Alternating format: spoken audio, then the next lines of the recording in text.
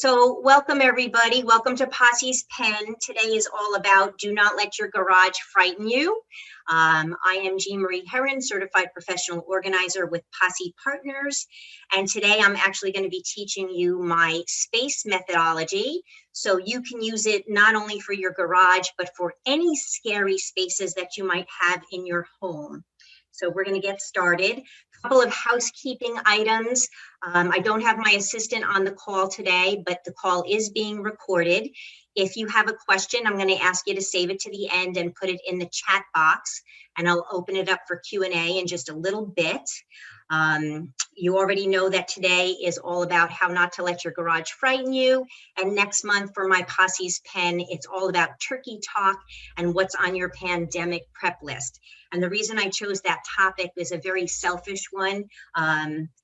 A lot of you know I've recently moved and we've done some renovations, so we have all new mechanicals, and I don't have my electric panel labeled yet. I'm not sure where the transfer switch is for the generator, etc. So it's going to be all about how to prep your home for hopefully what'll be a non-eventful winter. And then we'll open it up for Ask the Organizer. All right, so here we go. So I love acronyms, and I like to say that when you get organized, you have no more frets, because being organized really does touch our finances, our relationships, our emotions, our time, our energy, our money, our space. So today I'm going to be giving you my methodology for organizing any space. So here we go. So I'm going to use a particular client example. This is a garage I did in the late summer, and Elizabeth has told me that I can share all of her information. So this is a particular garage example, and then later on, I'm going to talk to you about a video I did. But these were her 2 bays, and she really had simple goals. The goals were she wanted to be able to park one car in the garage, and she also wanted to be able to find everything. So that's the outside picture. And then this is a close-up of what the left side of the garage looked like, and this is a close-up of what the right side of the garage looked like. So my recipe for organizing any space is called SSPOE. And it's kind of Posse all scrambled up, and you have to take these 5 steps in sequential order.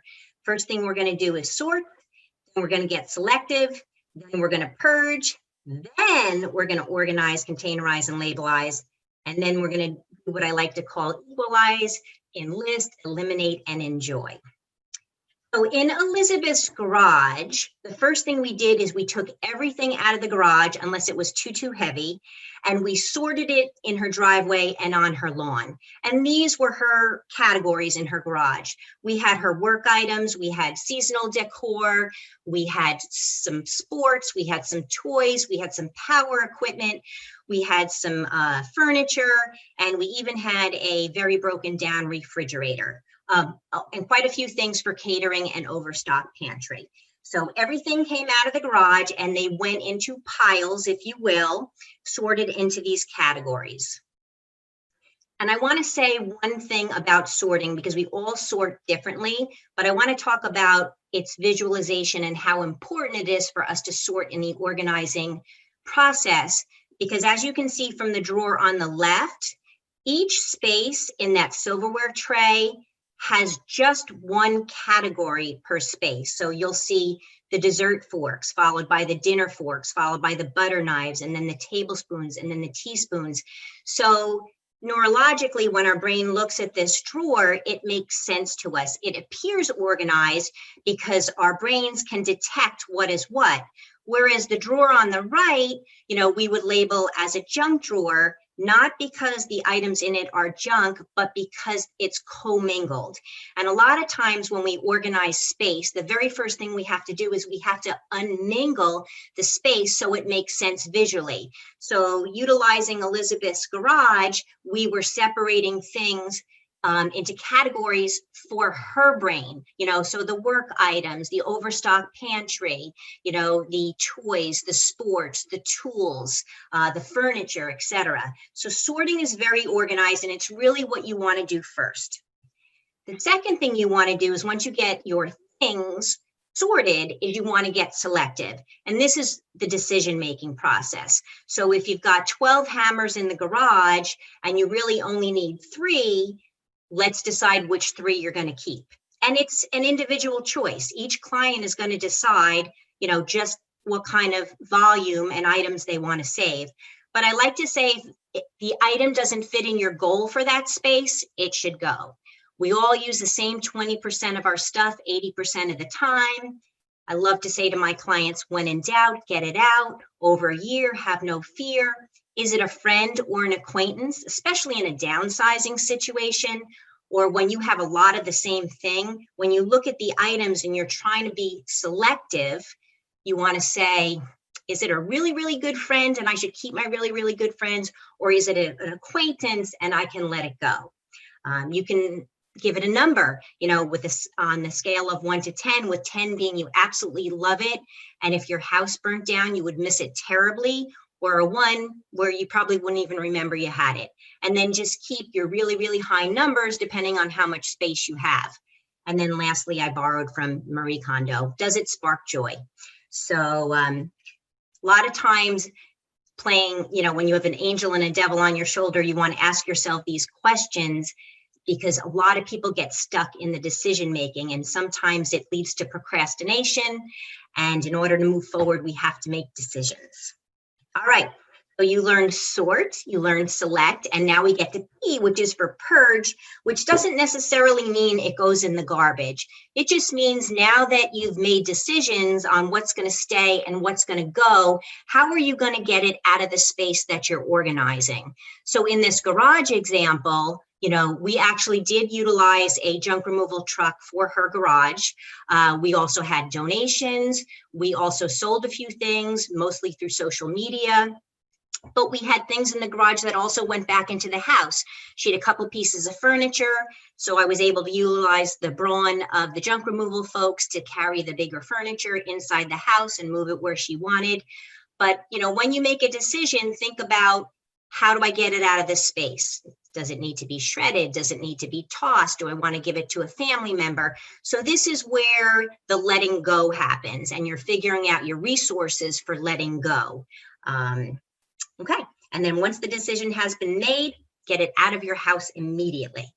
So you've now learned sort, select, and purge, and organizing is a big math game, right?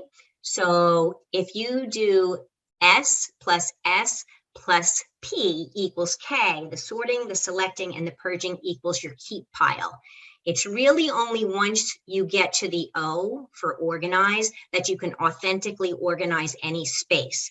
You really have to do, in my mind, the sorting, the selecting, and the purging before you can truly organize, which is give everything a home and a place to live. So do those 3 steps first, and then think about, where do you want your categories to live now that the space is clear? So going back to Elizabeth's garage, we knew she still was going to have work items. She was going to have some toys. She was going to have overstock for the kitchen. She was going to have a sports area. She was going to have some power tools. And looking at the availability and the wall space in the garage, we figured out what our homes and zones were going to be. In this example, in the photo, this is actually, I have a very good friend named Jimmy, and he is the superintendent for the Montami Golf Course. And whether you go into his personal garage or his workplace garage, he has a home for every one of his tools. So whether he's working on his go-kart, his golf cart, or his truck, he just goes to the tool that he needs, he uses it, and he puts it right back in the home that he has set up.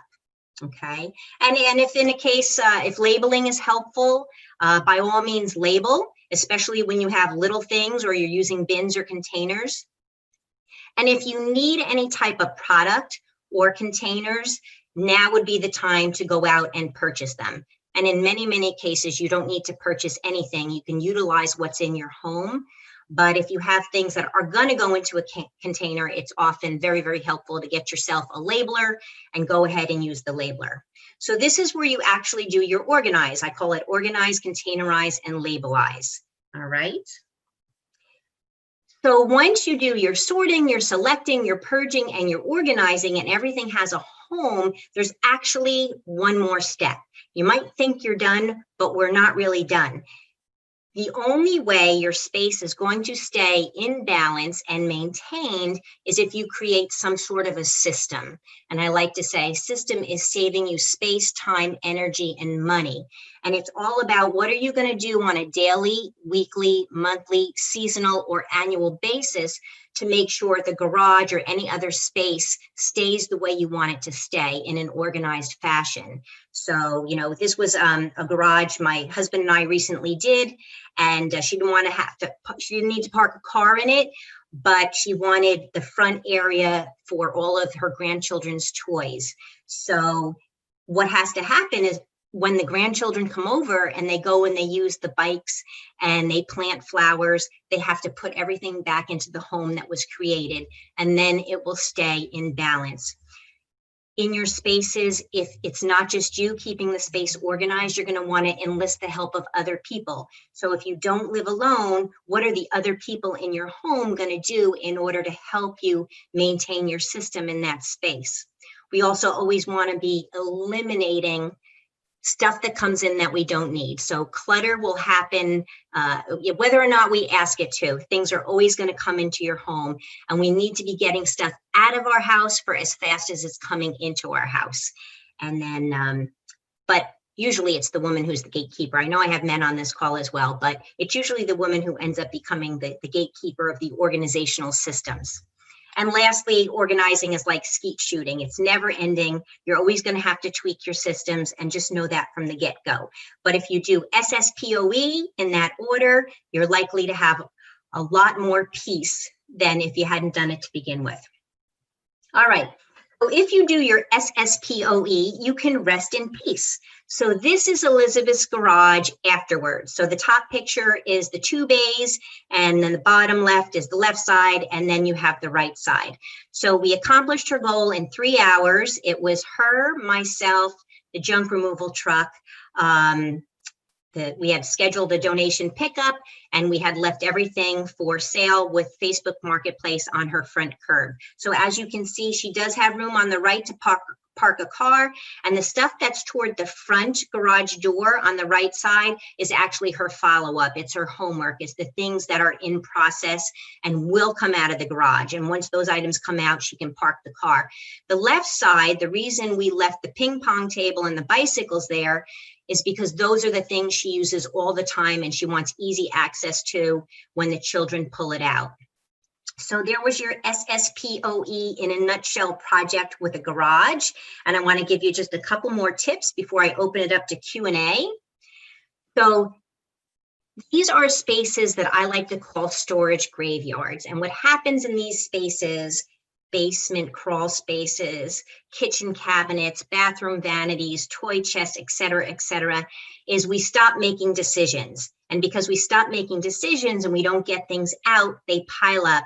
And so they become these kind of scary spaces. But if you look at this picture closely, you can see things that probably the homeowner would easily be able to get rid of, like outdated recycling, outdated electronics, archival paperwork, etc. So be really careful in these spaces. And if you want to maintain systems, make sure you're making decisions, because nothing leaves your house without you making a decision. You want to avoid the creep, as I like to call it. So if you want to stay away from things creeping into your home, you want to do a couple things. You want to chunk things down bite by bite. So maybe you can't do a whole garage in a day, and most people cannot. So, but maybe you can do the workbench, you know, or maybe you can do just the gardening tools in a day. So you want to create yourself what I call a little to-do list to die for. So if you can't do a whole garage in a day or a weekend, what few simple things can you do to get the ball rolling? Maybe you can just put Post-its on the things that are going to be able to go out on bulk garbage day if your town has a bulk garbage day.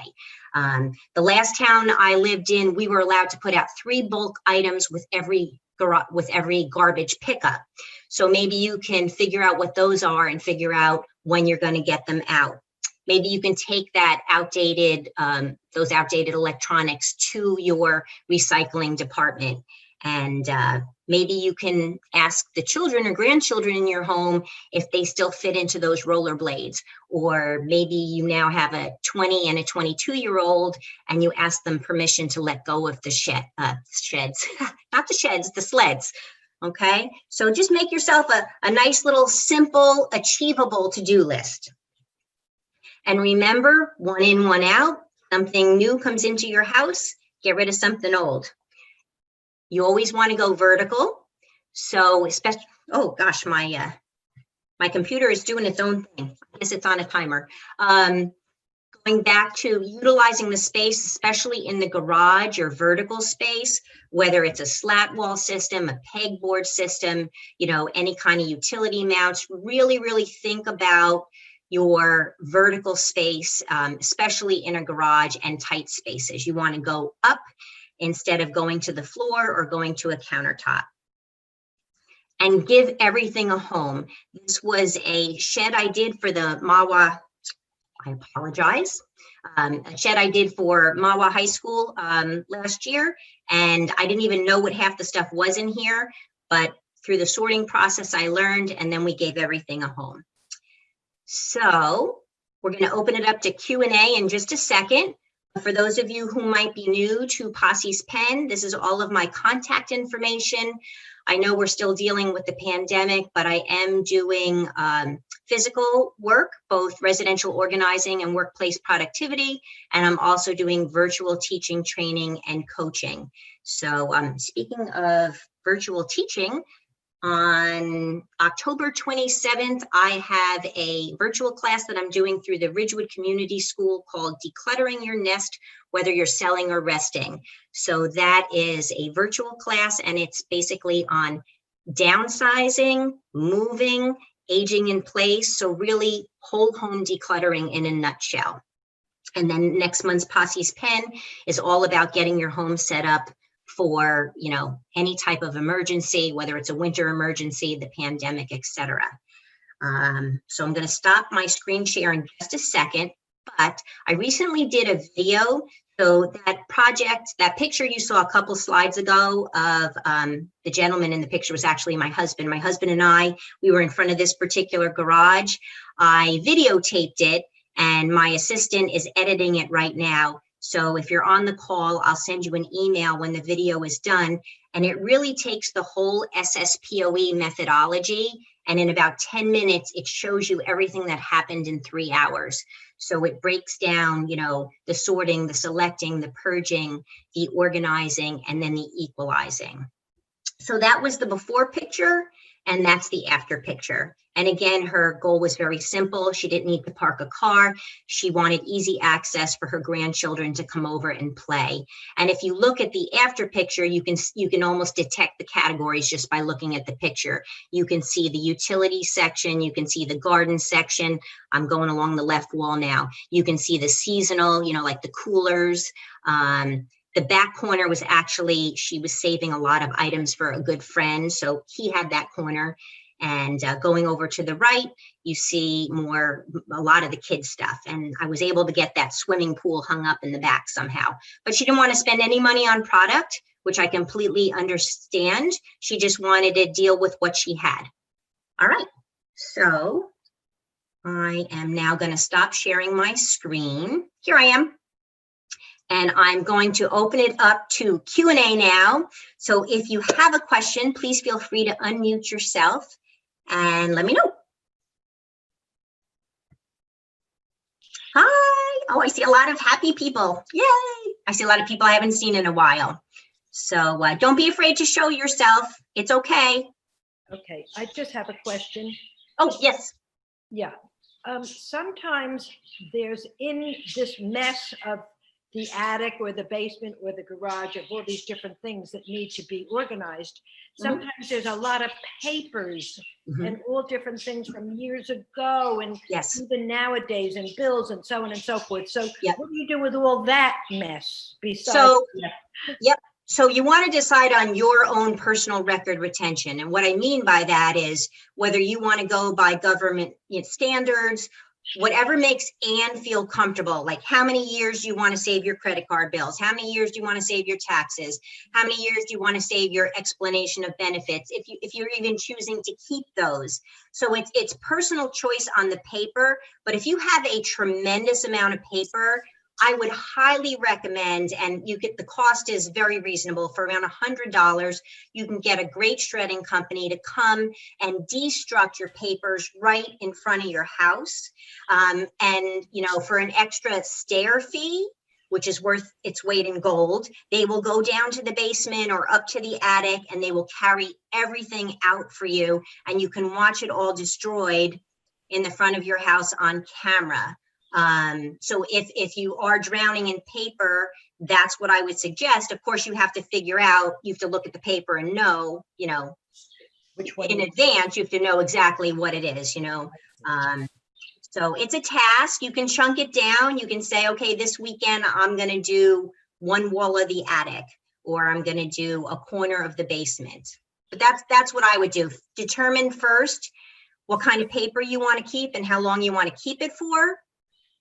And, because you're really talking about archival paper, and, figure out your boundary again for the attic or the basement. In my house, in my attic, I have, personal archival paper and I have business archival paper. And I just have a 7-year system. I have banker's boxes set up for 7 years. And when I finish my taxes, I go up there and the new year goes in and the old year gets shredded, Sounds good. Thank you. You're welcome. All right. Anybody else have any scary spaces they want to talk about, or any part of the methodology they want to dig deeper into?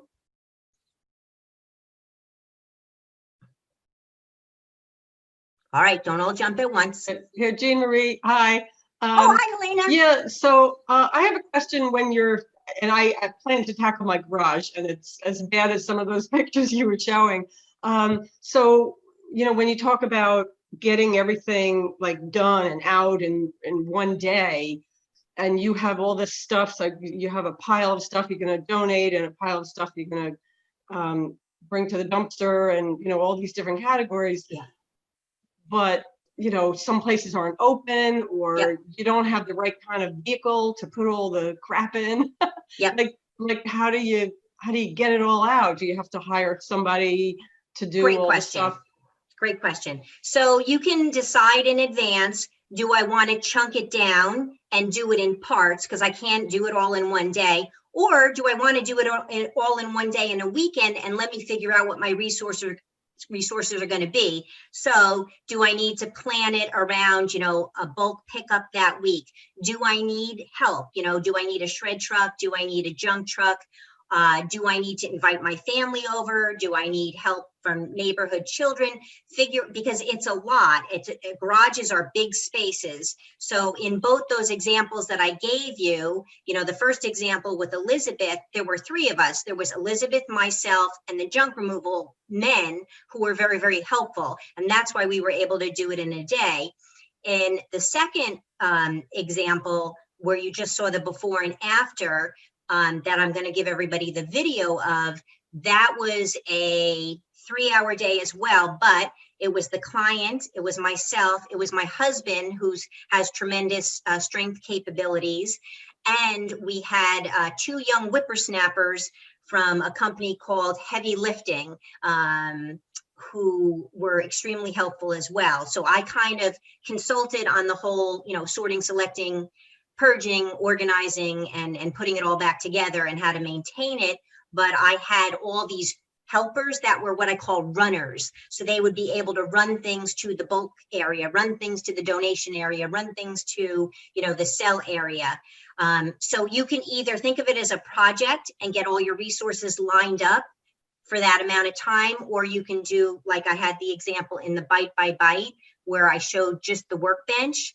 You can say to yourself, okay, maybe Friday night, Saturday, and Sunday, here's what I'm going to tackle on those 3 times, and decide in advance. Is it 1 hour, 2 hours, 3 hours, a day, or even a half an hour? Like, it's still nice out. If you go into your garage 30 minutes a day, for a month, at the end of the month, you've dedicated hours to getting your garage organized. So what I would do is look around your garage and figure out what you think your biggest categories are. Like if you look around your garage and you say, a lot of this is garbage, then I got to work around how the folks who need to help me get it out. If you look around your garage and you think, most of this is actually going to stay, but it makes no sense and it's all commingled, and I want to have an auto section, a garden section, a power tool section, a home decor section. So before you touch anything, I would actually get it out on paper and figure out what you want to do and how you want to chunk it down or tackle it as one big day or weekend. Okay, thanks. All right, did I help? Did I overwhelm? We have a couple more minutes.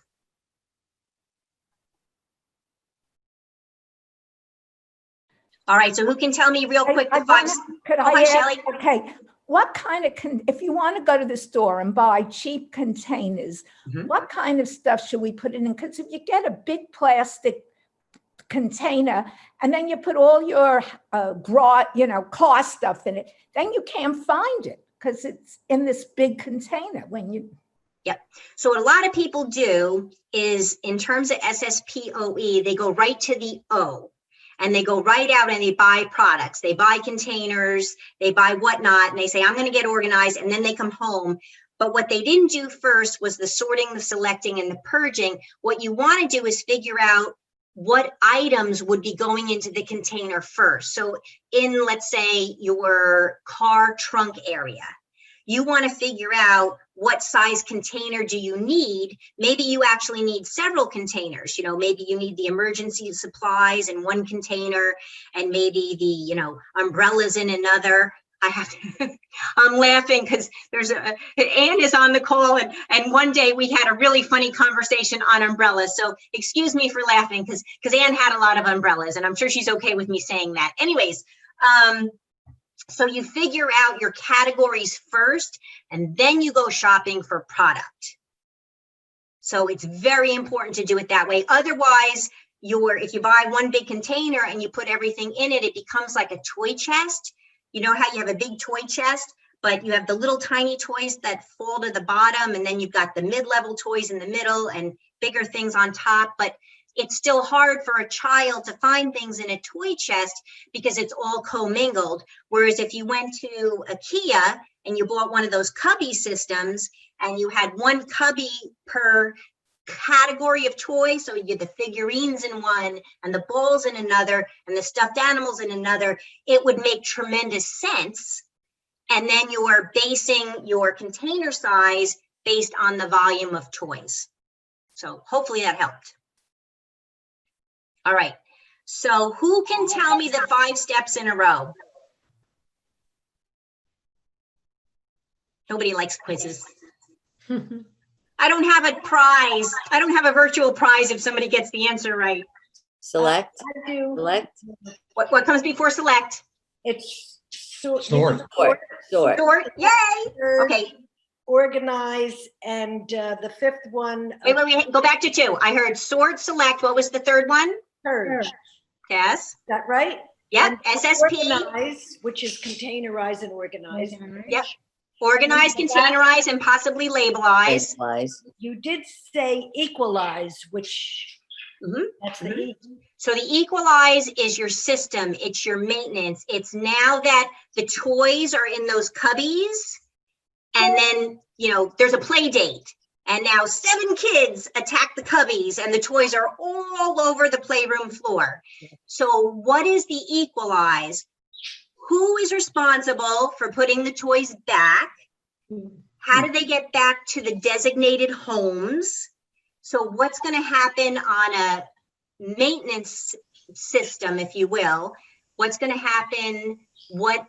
Who are the people responsible, and who is going to be in charge of the dedicated home so that everything gets put back in its place? So what happens when you do the taxes in 2021? Who's going up to the attic with the archival paperwork from this year's taxes and go ahead and pulling out the old archival paperwork. It's the system, it's the daily discipline. If you've got a master bedroom closet, who's in charge of the dry cleaning bin? You know, who's, you know, how do we know that the shirt comes off somebody's body and goes into the home, which is the dry cleaning bin, and then who's driving or getting the bag ready for the dry cleaners? And you know, is it a once a month thing, a twice a week thing? It's the system. It's what are we going to do on a regular basis to make sure that the organization stays up to your par? Okay, I have a question. This is William. Hello, William. Go ahead. Hello. Yeah, I've known you for many years, and thank you for all your advice. Oh, you're welcome. I'm wondering, you know, you always like to see something repurposed rather than going into a landfill. Love it. But in pandemic times, what's your take on garage sales? Great question. So my take on garage sales is they're a lot of work for a little bit of money. And we are in pandemic times. So what is your own personal fear factor, if you will, with having strangers to your home touching your things? Because if they don't purchase your things and drive away with your things, you're still left with things that I'm assuming if you have a garage sale, you don't want them back in your house. There's not too many charities out there right now that will pick up, and those that will pick up, they're really very much delayed. I'm in Northern New Jersey, and my favorite charity at the moment is the Breast Cancer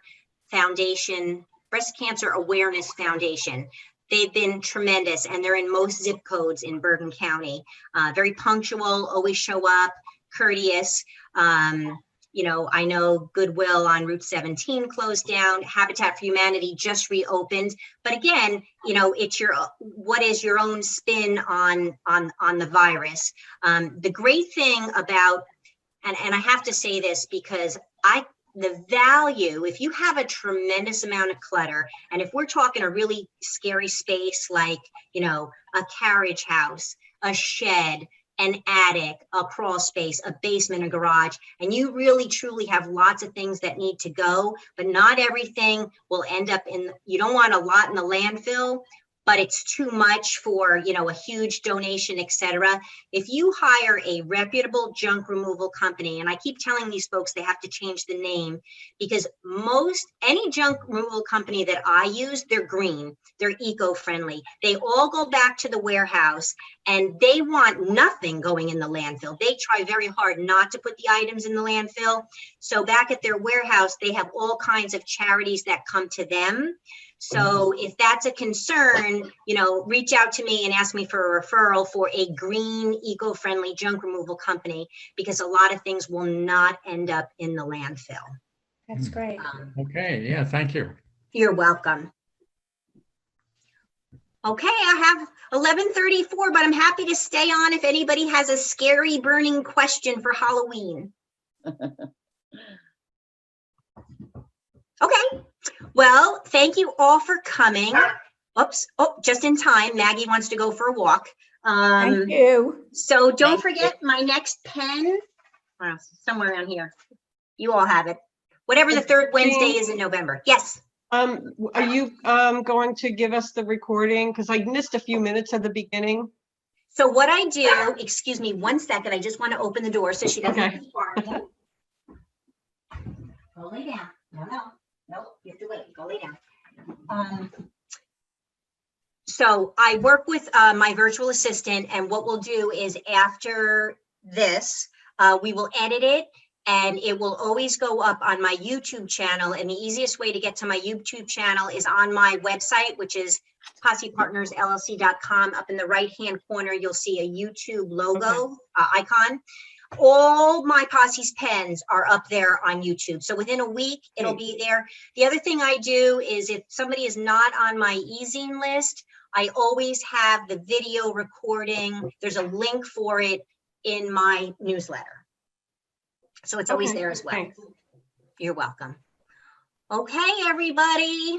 Enjoy the rest of October. You're welcome. See you in November. Thank you. Thanks, Jane. You're welcome. Bye. Bye. Bye-bye.